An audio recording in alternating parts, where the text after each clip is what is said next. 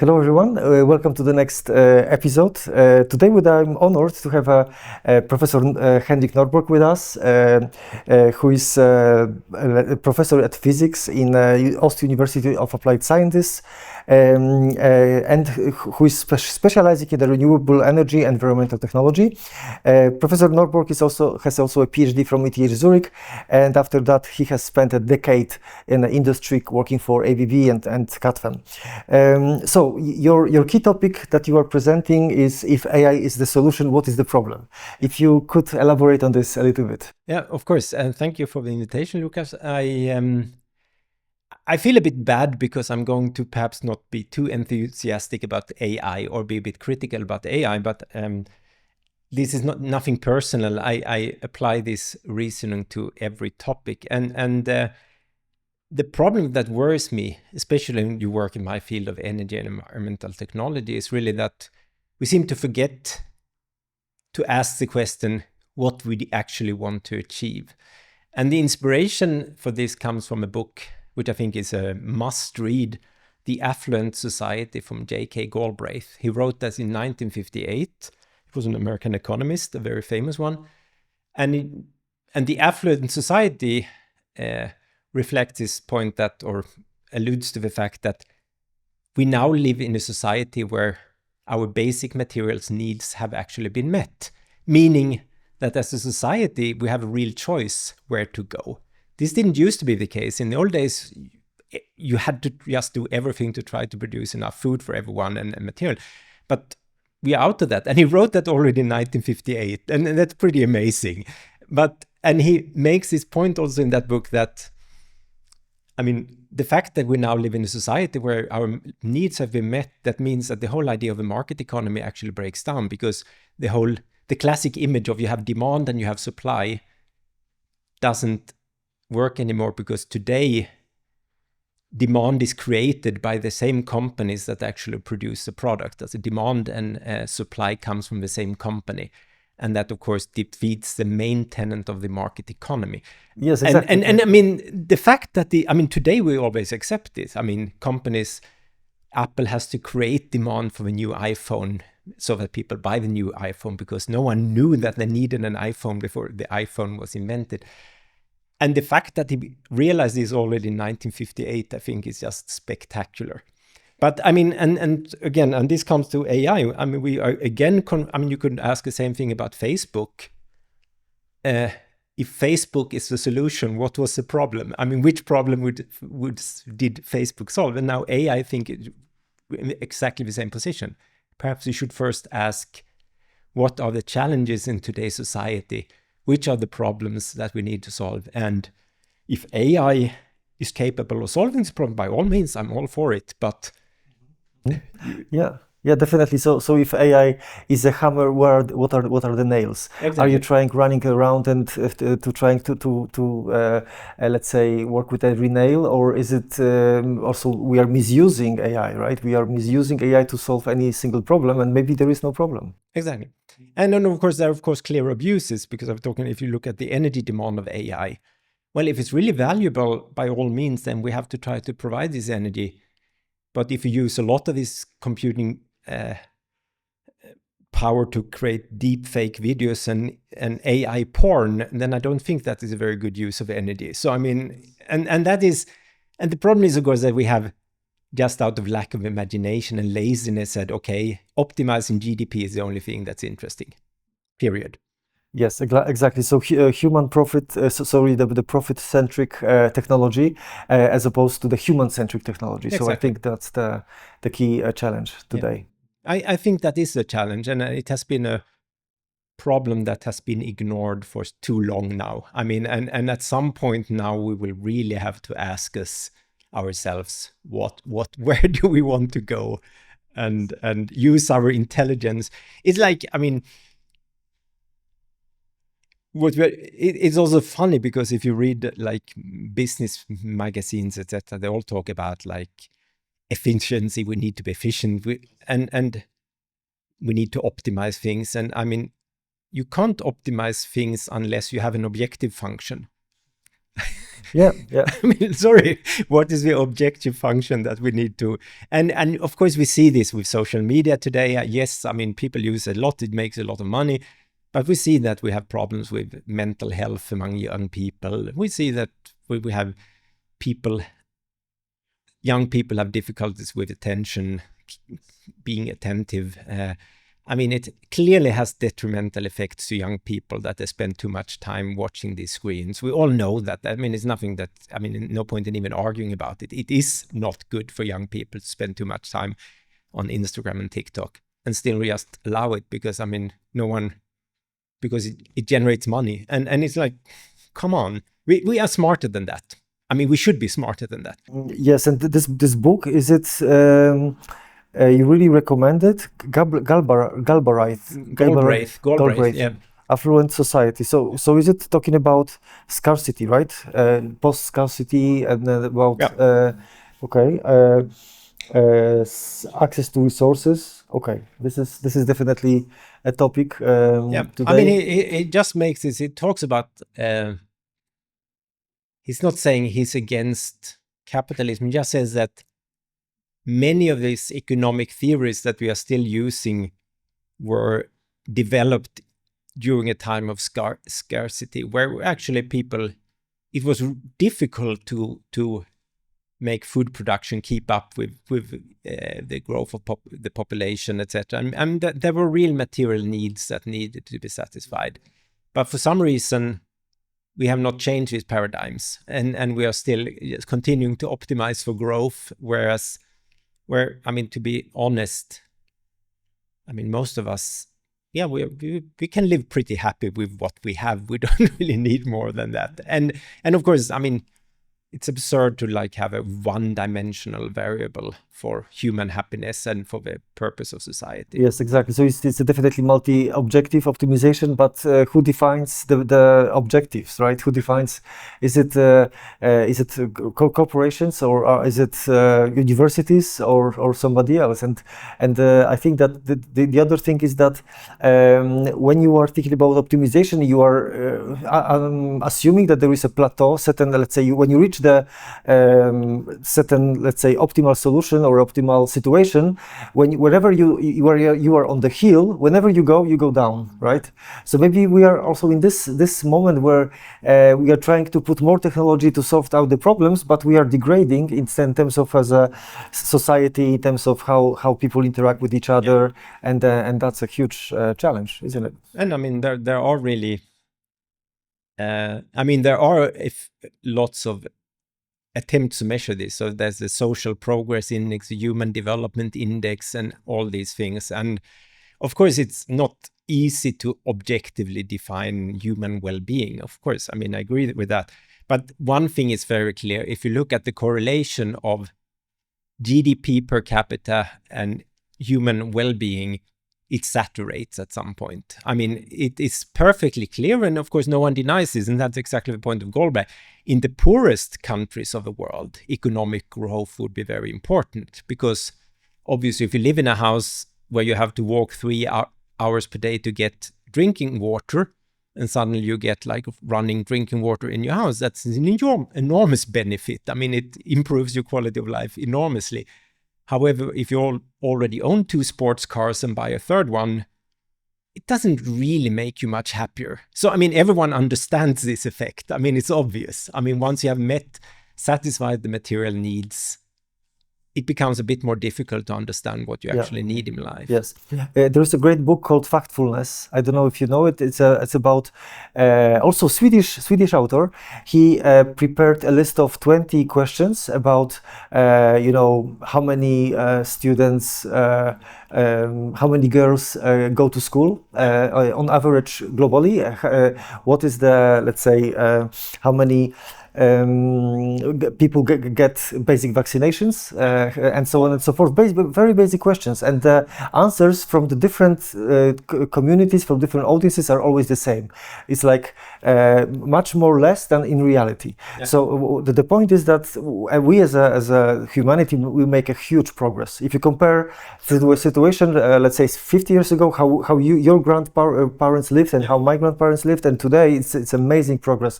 And right now I the poorest countries are in the similar situation.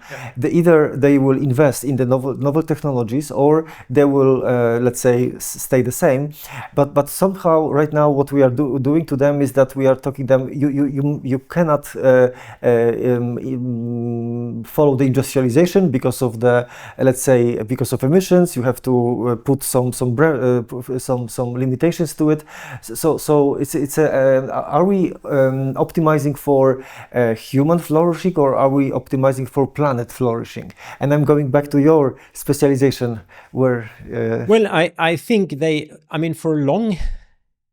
for a long time, of course, it was clear it was human progress. But I mean, you have to be careful, because if you look at the flow of wealth and resources and money in the world, of course, the wealth in Europe has partly been a result of exploitation, on colonization, on imperialism. We have basically been robbing these countries to. There is it Jason Hickel in his book? He makes his point that when the British invaded India, so in the 18th century, per capita income in India and Britain were the same.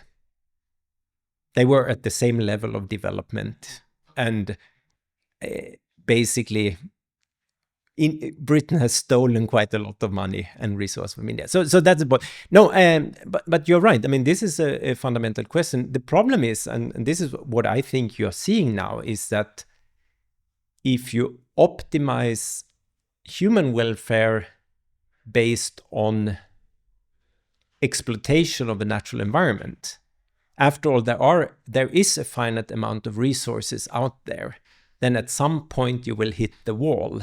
Yes. And then, I mean, the question is where this tipping point comes. I mean, of course, Europe had managed, and as you alluded to, I mean, this consensus, what is good, is of course a consensus that I think was formed to a large extent after the Second World War.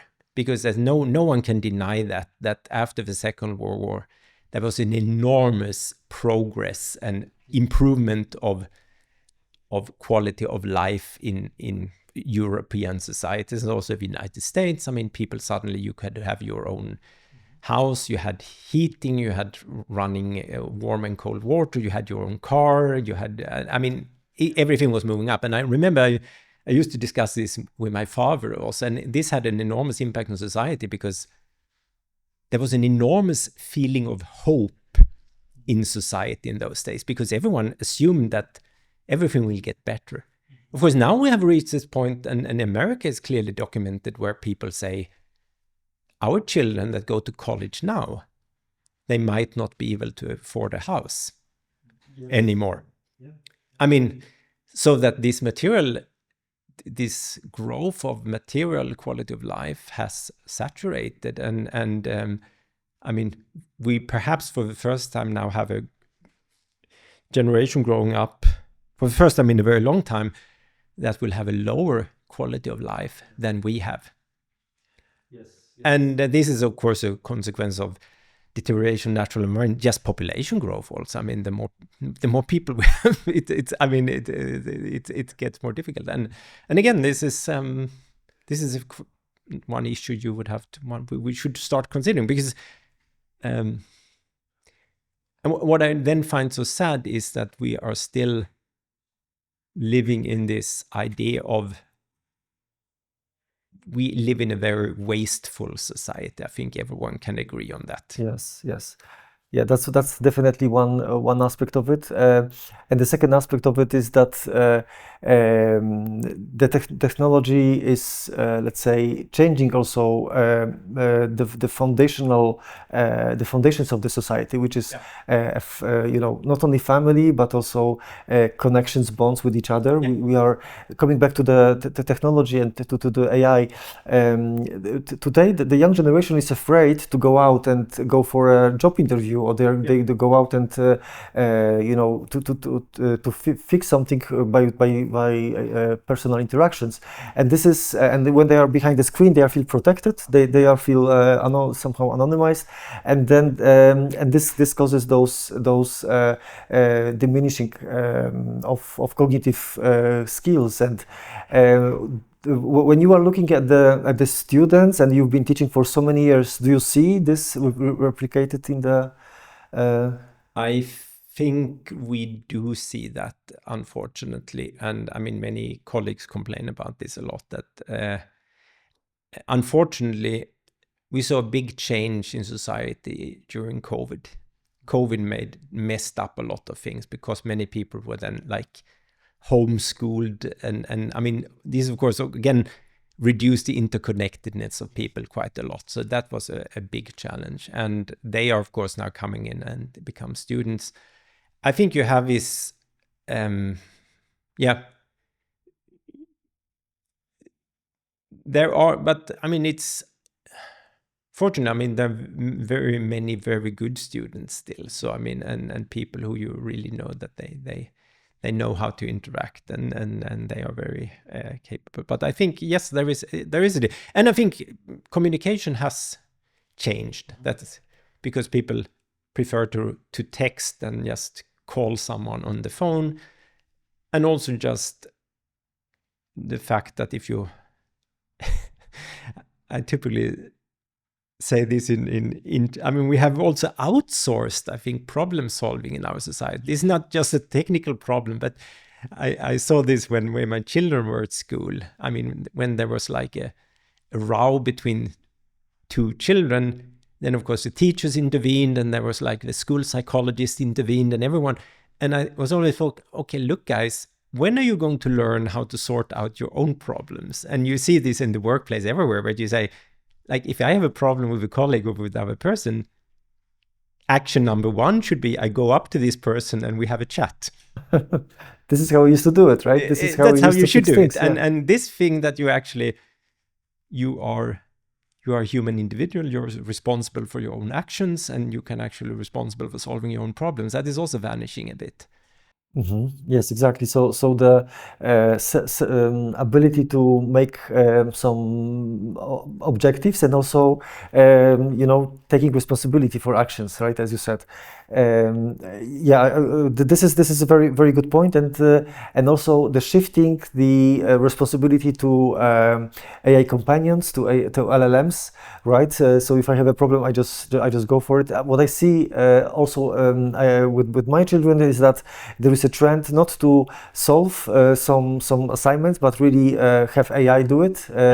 On the other hand, I'm controlling this, but on the other hand, what I see it as an opportunity is to have, let's say, LLM to be your advisor in the teaching, explain you things. So there are good and bad things in that. I mean, this is clear, and I mean there is of course this risk, and that is I think the inherent laziness. And I typically now start my lectures by telling people because that, look guys, some of you go to the gym.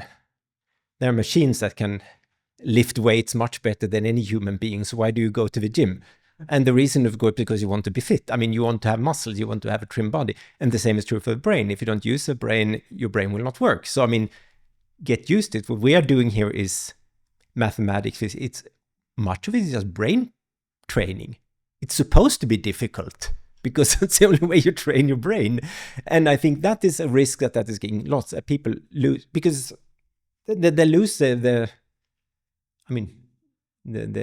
drive to actually solve a problem on their own, because that is how you learn. You have to use your brain. But the other thing is, of course, and I mean, so one advantage I see with this AI is, of course, for especially in the scientific world, where for text corrections, etc. Because it used to be the case that if you publish a paper, if you're not a native English speaker, it was much easier, more difficult to get the paper published because the language is not perfect. And of course, now anyone, anywhere in the world, even if they just have a reasonable command of English language, can write the paper in perfect English. I mean, you still have to put in your scientific results, but the language can be good. And also, I think I've seen very impressive teaching assistants for like maths problems, where you basically it can actually explain step by step how to solve a problem, and the student can ask back. And that, of course, the thing that a good tutor or teacher could also do, but typically you don't have time for it. You can't spend that amount of time with each student. So if you can help them this way, I mean, by all means. Yes, absolutely. So in teaching, I think I also like this application of having a tutor at your that can support you. But I also see that, for example, that the efficiency of the lecturer can really increase when you ask AI to review or maybe to scan the written, let's say, exams, and then you can evaluate much quicker. Definitely, this is I think there is also not I think there is a project at ETH. That is actually going into the direction where you are scanning the assignments in math as well, and it suggests a grade, and of course the teacher has to so that's. But I also think that the future in R&D can be going into the direction that you will be working with those AI agents. So one AI agent will do the research correction, as you said, then another one will do the literature review and maybe find the publications that you have to reference to. Another one will do maybe some let's say comparison with the existing solutions. So I think writing papers will be definitely faster, but I'm just curious if this mentorship that is part of the former curriculum, where you have a professor talking directly with the students, meeting in physics, and then interacting and discussing, if this is diminishing, then we could also decrease the quality of teaching, right? Yeah, and I mean there is. Of course, you have to ask yourself what the purpose is. It's back to the question, what do we need to optimize? And of course, you can do many things, but this has been true for a couple of years, just that it's so easy now you can take a specific video and say, okay, I make a short video explaining this topic, and this video, if I don't change the topic, I can reuse that next year because it's not worse next year than it was this year because it's the same topic. And then you can, of course, save a lot of effort without reducing the quality of the teaching. Because, I mean, I see it from my children. Of course, there are lots of junk on YouTube, lots of bad things. But there are lots of quite impressive YouTube channels with very good content. And you can learn a lot by watching instructional videos. And actually, I mean, I've talked to students and that's how they do it. So if they go to the lecture and they don't understand something, then they typically research on YouTube and find out if there's a professor who can explain it a bit better, and then that's how they understand it. So I mean, you can't deny that. I mean, then things are changing a lot, and not all. I mean, it's certainly good and bad. What I do think is, of course, that there is this inherent laziness in humans. I often catch myself when you do that, because now if you write something in Word, you write the text. And you know it has this editing function.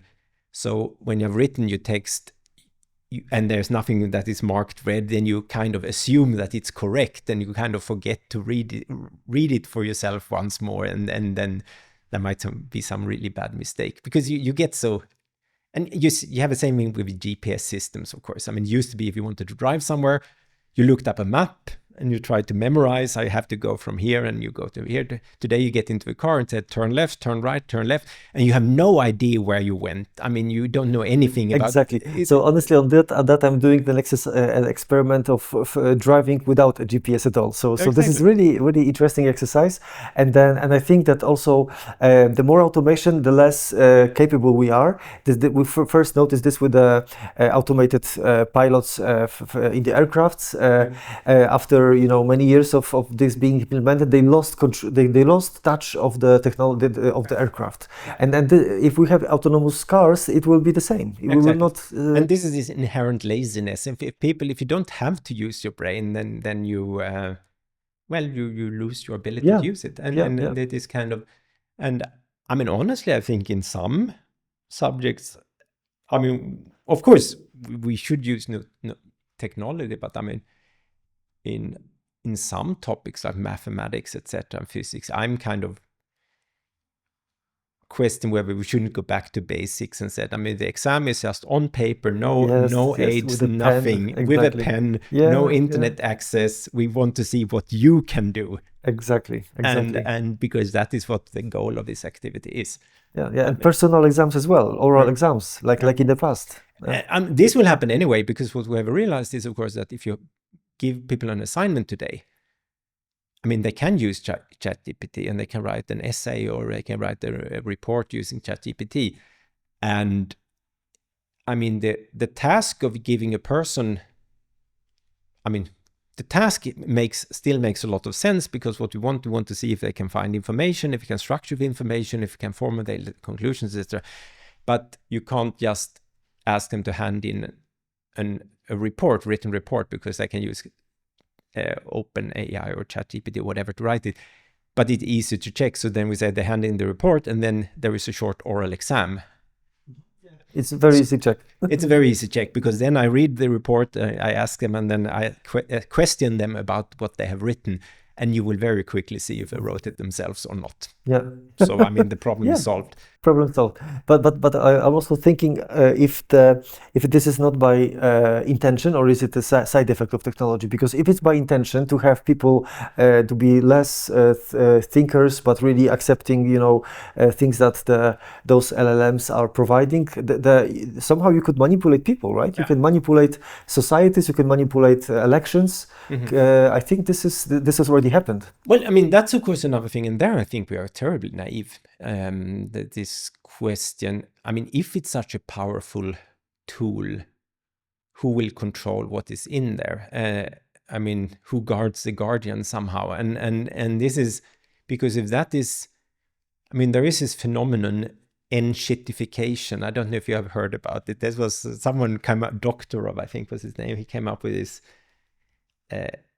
That there's a general trend in software. Typically software, when you start writing software, is very innovative, it's new, etc. And then you reach a certain level of maturity, you have a big market, you have kind of monopolized the market, and then the only objective becomes to make as much profit as possible from the software. And he calls that enshittification, when you switch from being innovative to just having it as a money-making machine. And there, of course, the same thing could happen with AI. Even ChatGPT believes that could happen to AI, because, I mean, they have to monetize this. And assume if you use in AI, if you can start to pay for the answers you get, like you have in the Google searches. If you try to monetize the answers so that if you pay more, then your point of view will be presented as in a more positive light. I mean, then it gets really dangerous.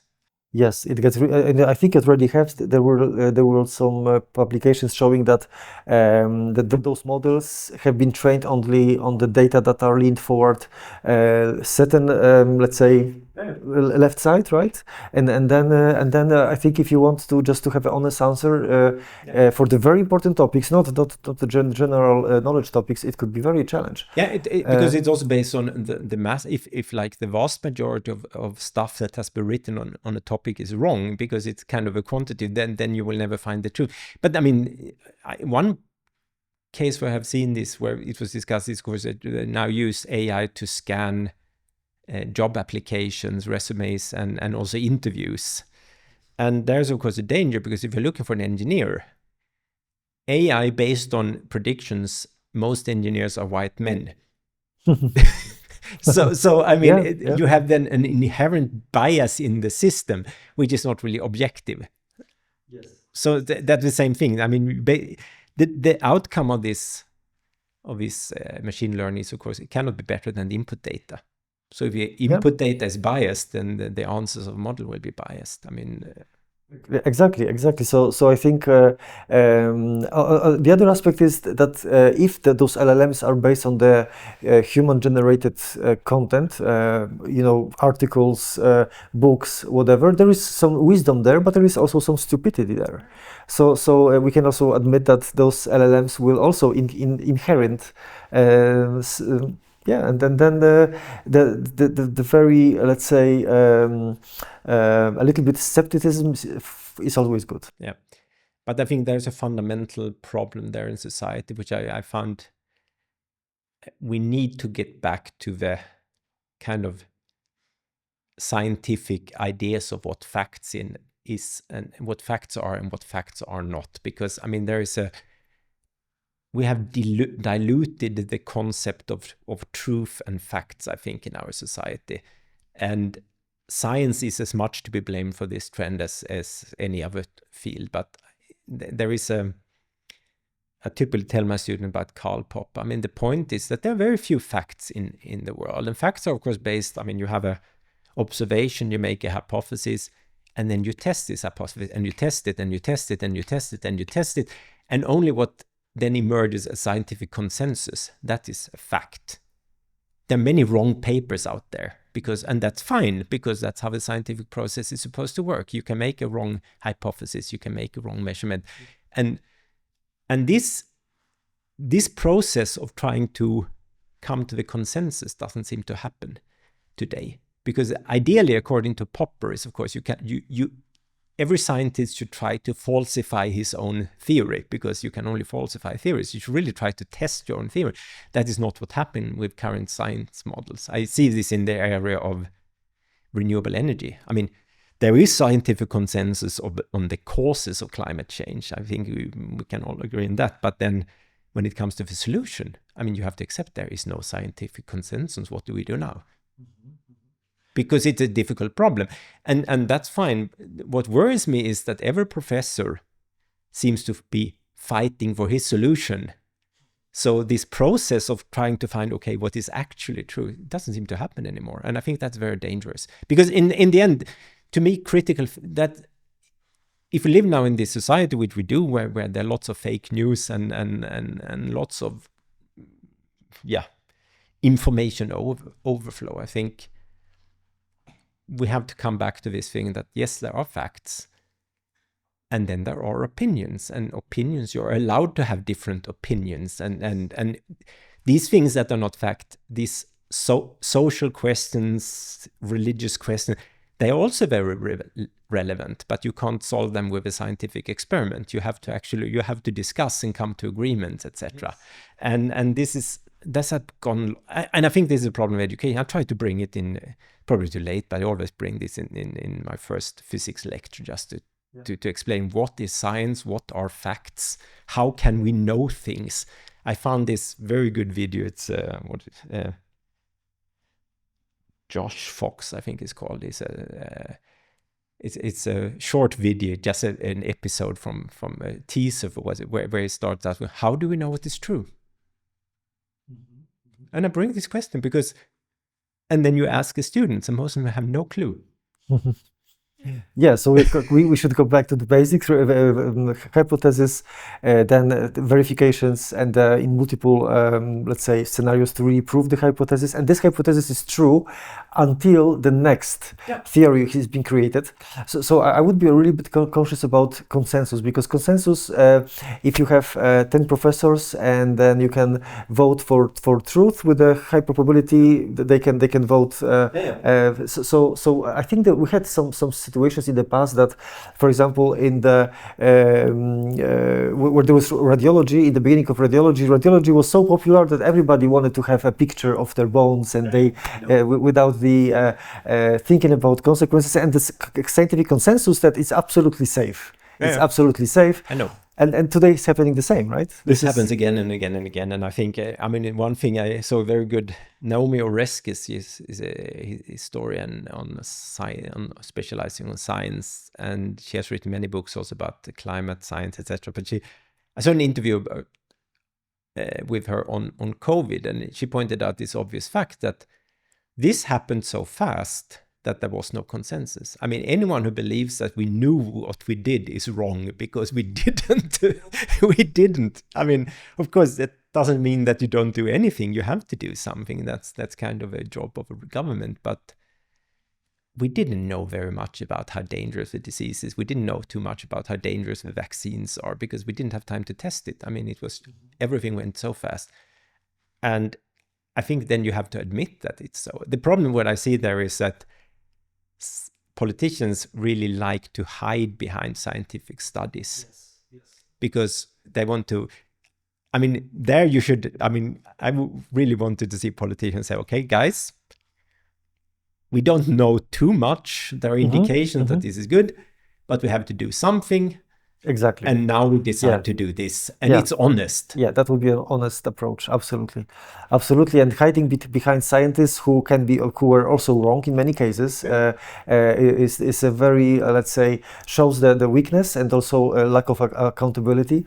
And the other thing is that right now the scientists are let's say biased by the funding, right? Of course. Yeah, so they will not touch the topic that is not let's say questionable or will is not politically correct. They will avoid it.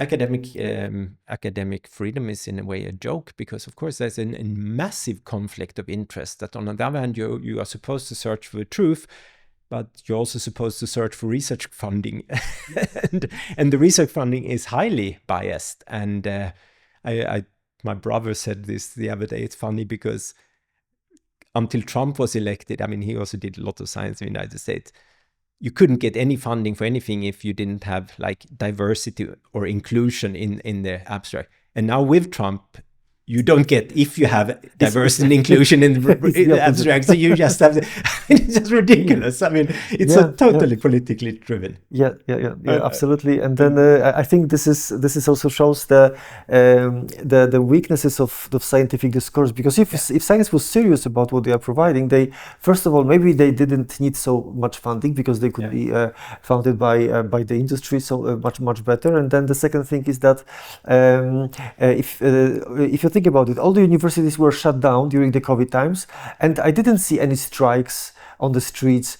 We cannot live without universities. That we couldn't see it, because so I think there is also some challenging times for the also for the scientists in general. I think there will many people have been warning about that we are facing a massive backlash on science, and some of it, I would also say, is merited. I think the system has become bloated. I mean, it has outgrown its purpose, and this has diluted also the quality. I mean, I'm a physicist, and to me, that was the reason why I sort of left the academic world, because if you look at theoretical physics, I mean, everything grows exponentially these days. So, I mean, there was this saying, 90% of all papers ever written on physics were written in the last 10 years, because the number of physicists is growing. And then in theoretical physics, if you compare like the last 10 years with the years from 1890 to 1930, when the theory of relativity, electromagnetism, quantum mechanics were all invented, with so few papers, and today we have so many papers, and there's the information density has gone down, and I mean I think most people also see this, that it's and I agree with you. With science, quality is more important than quantity, I think. Yes, definitely, and you can. I see it as a game. If there are some rules, you have to make publications. You get points. Points can be translated into the funding, and but you have to put some paragraphs like diversity, inclusion. Maybe in Europe, because Europe is different from the US, but in the US is the opposite right now. And then you can be playing this game. But that's why I think it's very hard for let's say to have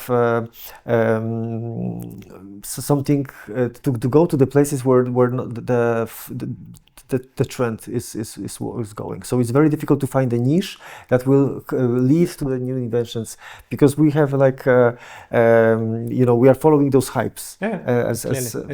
It's clearly, but isn't that I mean, this seems to be a fundamental problem of incentives, isn't it? I think this from Dune, from the movie, from the book, this statement that great leaders don't want to lead, they're called upon to lead. And I mean, don't you have the same in some, I mean, the people who want to be politicians are not the people who should be politicians. The people who want to be policemen are not the guns who should be policemen. The people who want to be scientists are, I mean, you should actually, the scientists, I mean, important positions, I think, that should be nominated by the rest of us, that you shoulder the burden, because I mean, there's also an enormous responsibility. I mean, what I find so sad is the status of a professor. I mean, it still has a certain status in society if you're a professor, and with that, I think, comes a responsibility. Absolutely. I think, like, I mean, you should be, I mean, you should stick to the truth. I mean, you can't, I mean, but then you have this incentive system that you want to acquire as much research money as possible, and that's a conflict of Yeah, interest. that's exactly. That's why I think it's credibility, but also integrity is very important. That Integrity is and then that takes us to a very fundamental question, which then goes back to religion and culture, etc. Where does this integrity come from? Because that I wonder. I mean, I've often been wondering about this. I mean, there have been many religions, but very often the idea is, of course, that integrity somehow has been rewarded in afterlife, or that, I mean, or it doesn't have to be that. I typically love, there is this statement from the Vikings, where they say that, like, cattle die, people die, you will also die. The only thing that remains is the judgment passed on the dead. Mm-hmm. Which goes in the same way, that they're saying the only purpose, you have to live so that you are remembered as a good person. Yes. But that it has something, there's something spiritual, because like it's not about material wealth. Yes. So for Catholicism, it is a bit easier, because the searching for the truth, because Jesus says, "I am a way, I'm the truth," and then that's for us. It's easier. First of all, Catholics know that there is a single truth. There are no multiple versions of the truth, which is much easier. So we are very close to the scientific vision of the truth, which is, let's say, hypothesis, validation, and in different conditions. So this, but I can agree that people right now there is a lot of confusion. People see things in the gray levels. But this is of course what I mean. Nietzsche and I think and Sartre and so were warning against, because I mean, we have a much more secular society, and of course you can have opinions whether that is good or bad. But I'm completely convinced that causes problems, because I think it's Yuval Harari who writes that. He puts that very nicely, I think, in his book, where he says that, I mean, religions or an ideology or whatever is almost mandatory in a complex society, because we can't discuss every point all the time. We have to come to an agreement on a certain set of rules. Yeah, because otherwise a complex society cannot work. So many people cannot interact or live together if you have to discuss every point every time.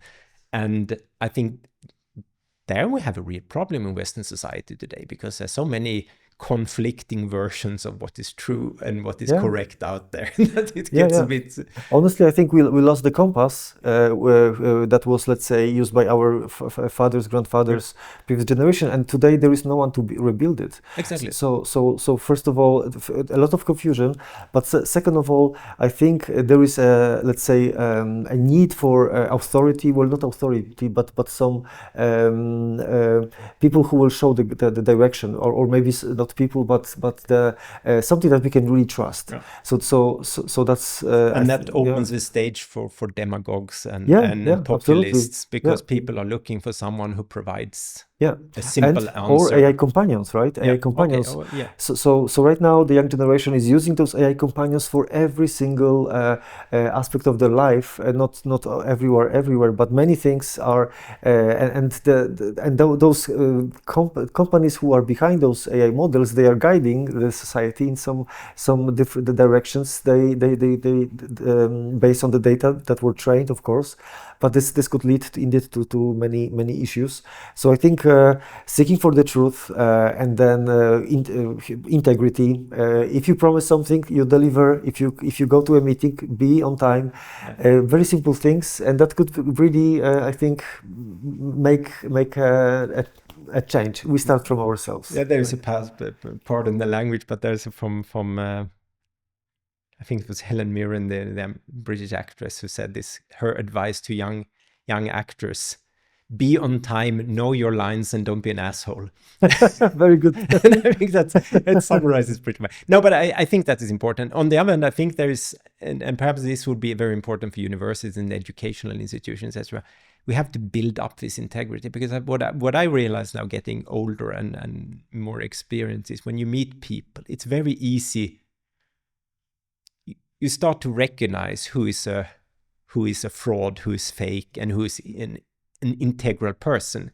And the integral person for me is always a person who is firmly rooted, who knows who he is, who knows what his views are, who is not trying to jump on every trend, because they're so firmly rooted, they're so self-confident, but in a good way.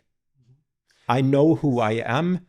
I don't need your confirmation, affirmation that I'm good, because I know what I can do. And I think that is still an extremely valuable. You have to, the problem is, or we should help young people to find themselves in that sense. Yes, I think that is very important. Absolutely, and we were discussing this later today. That how important it is not to be isolated tree, but to be a part of the forest, because then you can support each other, and then you can really rely on each other, and that's why it is so important to go out of the room, go out to other people, build relations, build connections, because if the economy can collapse, many things can happen, and then you have always somebody to support you. But that of course have been a bit outsourced. I know my father, who passed away some years ago, and he had collected lots of letters and etc. from his parents and relatives, etc. And he was making this point that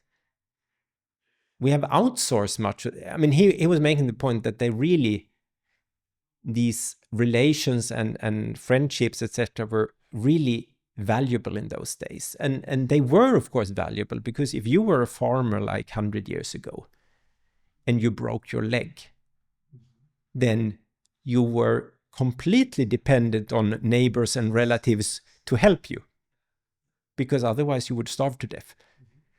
And today, of course, we have outsourced many of these functions to institutions. I mean, you get the pension, you get so you, in that sense, we are not. And that seems to be a thing that one of the things that people do when they get rich is they try to liberate themselves from social responsibility. I mean, it starts with the classical in Switzerland, the washing machine. As soon as you have enough money, you buy your own washing machine in the apartment, so you don't have to interact with the people. And then you get the car instead of going with public transportation. It seems that there's also a natural tendency. As soon as you have enough money, you try to buy yourself free of social obligations, because it's of course, if you want to do it over friendships, you cannot just take, you cannot just receive, you also have to put in something. I mean, it's a give and take. And that has of course changed a lot in our society because I've outsourced that. Yeah, definitely. And well, I also think that that perhaps at some point we will come back to the roots, because there are more and more people who feel lost, and then the technology is not filling the gaps, and I do hope that we will come back to maybe more analog lives and more personal connections, personal meetings and interactions, because this is the way for the human flourishing. And deep inside, we want this interaction, and I just hope it's a transition. I just hope it's transition going back to the roots. What do you think? Yeah, I think also that I think very many young people feel somehow lost in the society we have today. I mean, and it is our job, especially in an educational institution, to help them to find a sense of purpose, and also to be good examples, because I think very, very often young people, I mean, you learn, this is of course the disaster of having someone like Trump in power, because I mean, he's not a good example of how a human being should behave. I mean, he's very erratic, but I do think that it must become an issue, in addition to all this technology, etc. I think, and it makes it strange that I'm saying that because I'm a theoretical physicist, but anyway, that we should come from a psychologist, but that really help young people to find a purpose and to become, and this comes back again to the value of education and science, because I think if anything we have learned recently is that democracy can be quite fragile. And I don't think democracies can work unless you have a well-educated middle class. You need to have a middle class that is well-to-do and that is educated and therefore can make correct decisions. And I think in the United States, what you have seen is, of course, that public education is going down the drain. It's really, really bad. Only the rich people have an education. And there's no way a democracy can work in that context. So I think, and this is why I mean, education, I think, is extremely important. And it doesn't happen to happen at universities, but I mean, it probably should happen earlier than that, but we really have to come back to this. We have to teach people how to be good citizens and work in a society. Exactly, and this is the message maybe that has summarized our discussion. Henrik, thank you so much. It was a great time spending with you. I hope that we have covered a few very important aspects. Especially, I really like that we have went into the teaching and education as a way for the young generation to find the purpose again. So thank you for that, and thank you for watching us.